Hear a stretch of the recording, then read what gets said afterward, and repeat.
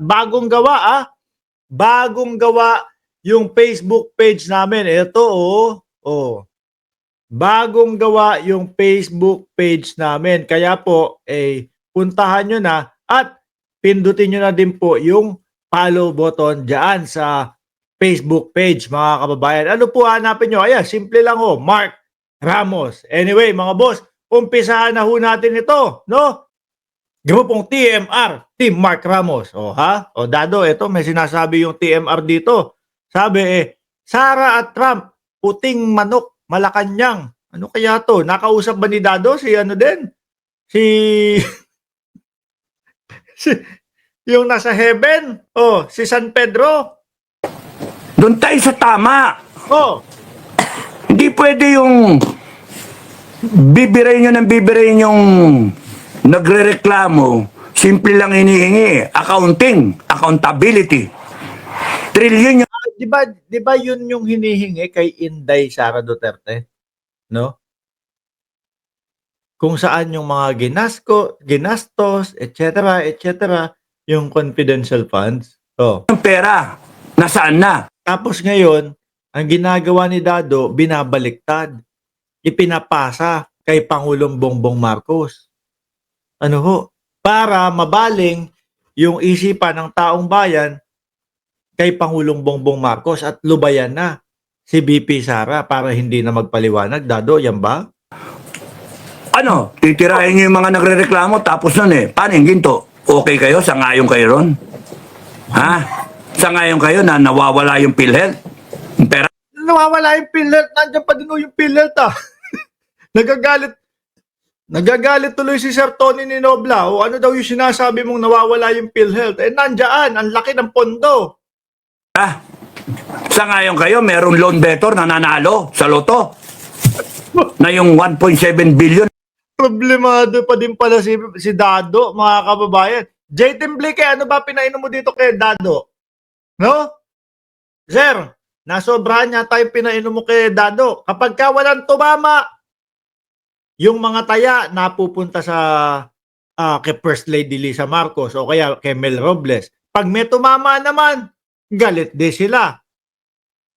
Ano ba talaga, Dado? O baka naman basta may maireklamo tayo, okay na yun. At least masiraan natin ang gobyerno. Last year hanggang ngayon, hindi pa na-explika. Alin? Sangayon kayo, yung flood control project, walang bakal. Puta na mga... Hanggang ngayon, nasa flood. Siguro alam ni Dado kung ano yung pagkakasunod-sunod. Eto, yung sinasabi ko, na pondo na hindi maipaliwanag ni BBM. Hindi umubra. Balik tayo ulit. Doon sa flood control naman. Palinghado mga utak ninyo.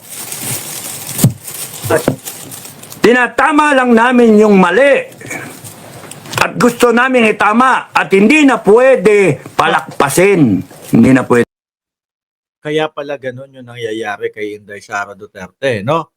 Na ang sabi naman ni Marcoleta, dapat pag humihingi ng budget, ang Vice Presidente, hinahayaan lang yan. Wala nang question and answer yan, no? Sabi ng taong bayan, hindi pwede. Hindi pwedeng palakpasin na lang ng ganun yun. Di ba, Dado? Okay. Yung kumaba Yung kumaba.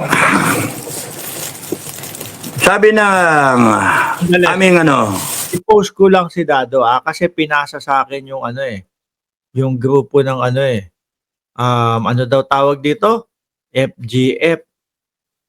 Tingin niya, hindi ko naman makita, hindi ko naman ma-download. Puro good to Dado ulitin ko. Puro matatanda to Paano to lalaban doon sa sinasabi mo makikipag kayo? Sa lubungan. Tama nga si Niolo. Pengi nga ng picture niyan, paki-screenshot tapos ilagay mo nga dito, Jordan. Papakita ko yun. Meron naman pala mga bossing. No? Meron. Kaya lang 1 kilos nito, sasakit rayuman nitong mga ito. Tuloy muna natin hanggat ini-screenshot ni... Manok. Manok, ayan Sabi ng aming puting manok. May puting manok! Nakausap nga yata talaga si San Pedro. No? Ibang klase. No? Kung si Maharlika, may puting hahas o may puting ahas. Si Dado, merong puting manok. No? Kinuha pa yata kay San Pedro. Oh, nakausap pa yata si San Pedro. Sabi ni Ilocanang Yaya, FG8, FGF, puro gurang po. Oo nga. Paano sasabay to? Baka yung pagkapindot ng gatilyo nito, Dado, hindi kaya nung muscle yung pagpindot ng gatilyo, matigas. Mamaya ba nanginginig, itinututok sa akin, oh. Ikaw pala si Mark Ramos, sabi ni Dado, ito na sa'yo, nanginig. Katabi kita, Dado. Ikaw ang natamaan, nanginginig eh. Ay naku, kukuha ka lang ng mga kagrupo parang ano pa, parang mahihina na tuhod ito eh. No? Hindi na makakapindot ng gatilyo to eh. Si Lieutenant General Panadero.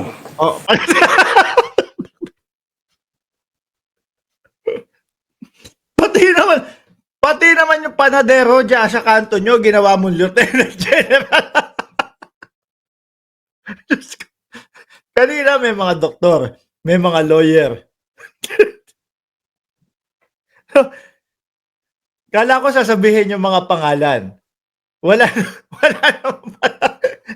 Tapos, pati yung wala naman yung walang kamuwang-muwang na panadero doon sa kanto nila, sa bakery nila, ginawang Lieutenant General, anak ng tinapakadado.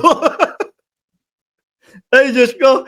Ulit nga, na ano kami doon, natuwa kami doon. Puting manok. Ano? Si Lieutenant General Panadero.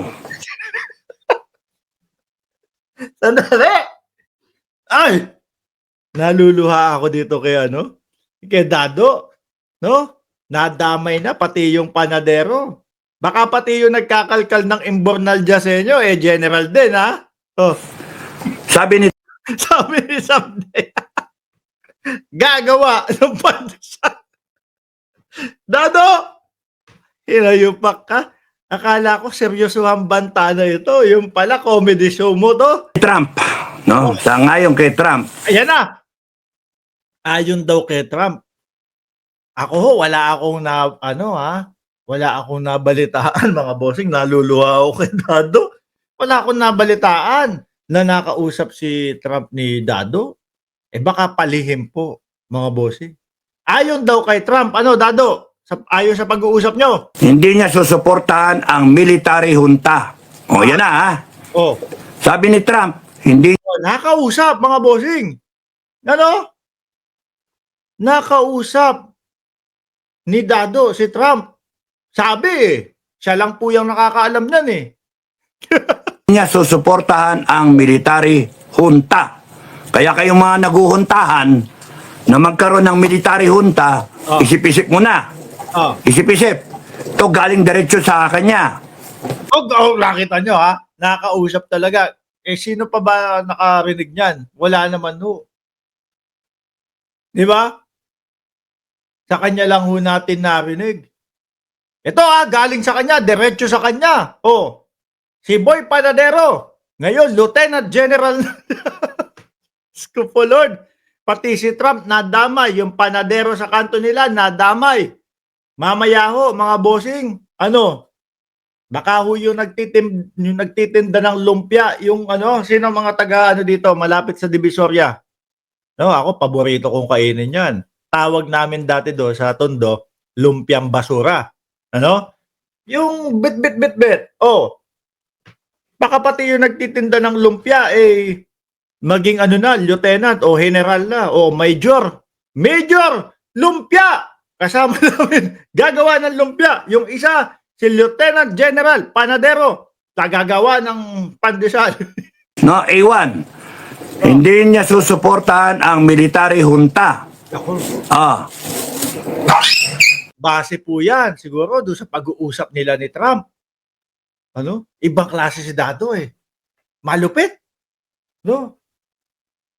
Kaya sabi ko, umaabot ng Estados Unidos si Dado. Hindi simpleng tao to.